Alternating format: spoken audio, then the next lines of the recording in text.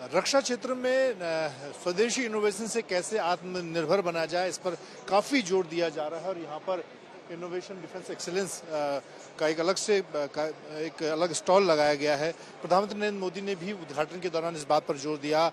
हमारे साथ vice admiral SN. घोरमड़े साहब हैं। आपसे जानना चाहूँगा, नए इनोवेशन स्वदेशी मोर्चे पर हों, उसमें किस तरह की चीज़ें आप देख रहे हैं? ये बहुत ही गर्व की बात है और हमें हमारे प्रधानमंत्री से बहुत ही प्रोत्साहन मिला है कि आत्मनिर्भरता पे बहुत जोर दिया जाए।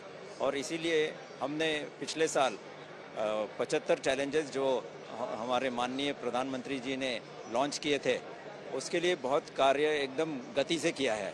और ये इस बार भी जब इंडिया पेविलियन में प्रधानमंत्री जी आए थे, उन्होंने बहुत प्रोत्साहन दिया, क्योंकि यहाँ पर हमारे जो चैलेंजेस हमें मिले थे नेवी के लिए, दो हमने 75 के लिए हमारा टारगेट है, लेकिन हमारे प्रपोजल्स आए थे 1100 से भी अधिक, और उसमें से हमारे 113 विनर्स हमने डिक्लेयर कर दिए और उसमें से 81 कॉन्ट्रैक्ट्स हमने साइन कर लिए।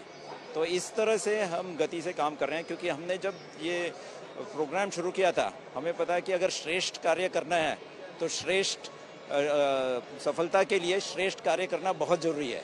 और उसी तरह से हमारे जो यंग ऑफिसर्स और जो DIO है, डिफेंस इनोवेशन ऑर्गेनाइजेशन, मिलजुल के बड़ी गति से काम कर रहे हैं कि हम कोई ऐसी टेक्नोलॉजी जो गेम चेंजर्स होंगी वो हम साबित कर सकेंगे और हमारे आत्मनिर्भरता पूरी तरह से आत्मनिर्भर हो सकेंगे।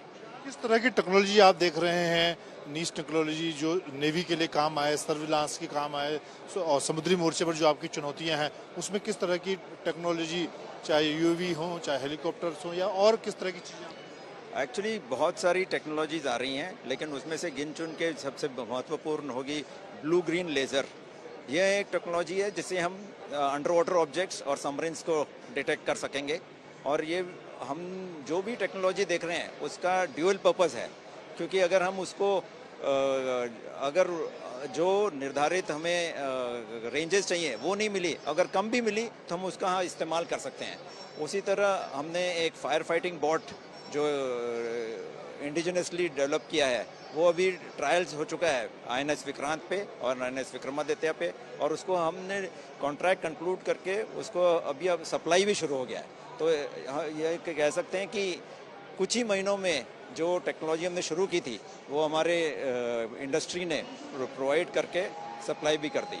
और इसी तरह UAV, ड्रोन्स, इन पर भी बहुत, और सैटेलाइट कम्युनिकेशंस पर भी बहुत सारी टेक्नोलॉजीज़ इंडक्ट हो रही हैं। और बहुत ही गर्व और मीन्स हमें खुशी की बात है कि बहुत ही यंग एंटरप्रेन्योर्स आ रहे हैं और वो टेक्नोलॉजी जो दिखा रहे हैं उसमें एक तो भारत सशक्त बनेगा और पूरी तरह आत्मनिर्भर हो जाएगा। एक आखिरी सवाल सर, हाल में जिस तरह हमने देखा कि LCA नेवी की सफल लैंडिंग हुई विक्रांत पर, एरो इंडिया के दौरान आप अगर हेलीकॉप्टर की एसेट की बात करें या फाइटर की फ्यूचर के हिसाब से किस तरह के और चीज़ें देख रहे हैं आप? हम देख रहे हैं कि पूरी तरह किस तरह हम आत्मनिर्भर हो। तो सबसे पहले जो LCA नेवी के लैंडिंग है वो तो है कि सबसे अपना इंडिजिनस जहाज, एक indigenous aircraft carrier duly design, developed and constructed in India पर लैंड हुआ है। अब हम आगे देख रहे हैं कि इसकी जो कुछ भी हमने लेसन सीखे हैं वो twin engine deck base fighter जो ADA और इंडियन नेवी पूरी तरह से काम कर रहे हैं, और जल्द से जल्द हम चाहेंगे कि ये 3-4 सालों में TED-BF पहली उड़ान भरेगा। तो वाइस एडमिरल S.N. घोरमड़े साहब का कहना है कि नेवी का पूरा जोर स्वदेशी हथियार, स्वदेशी एसेट, चाहे हेलीकॉप्टर हो, चाहे फाइटर हो, उस पर रहेगा। कैमरामैन अनिल जायसवाल के साथ मंजीत नेगी, बेंगलुरु।